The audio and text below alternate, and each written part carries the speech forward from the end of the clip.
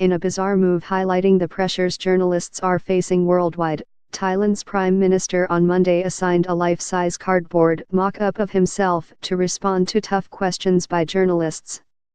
If you want to ask any questions on politics or conflict, Prime Minister Prayuth Chan-o-cha was quoted as saying by the Associated Press, "Ask this guy." After installing it behind the microphone from where he had been expected to answer questions, Prayuth then walked away.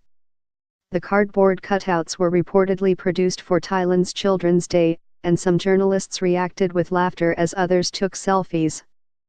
But Human Rights Watch, a New York-based non-governmental organization, strongly criticized the incident Tuesday, saying that it was part of a long list of his bizarre and bullying reactions to reporters.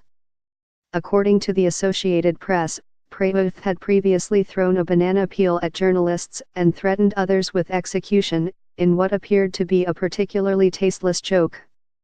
Press freedom has declined in Thailand and around the world in recent years, according to the Press Liberties Watchdog's Article 19 and Freedom House, and intimidation and threats were not limited to authoritarian regimes.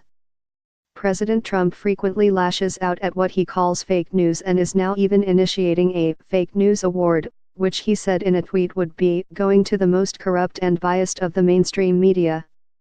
Trump also was notorious during his presidential campaign for inciting crowds against the journalists present at his rallies.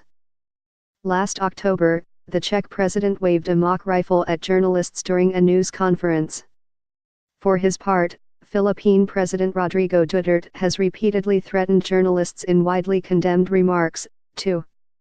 As a candidate, he was quoted as saying, "Just because you're a journalist you are not exempted from assassination if you're a son of a bitch." When Duterte later met with Trump, his U.S.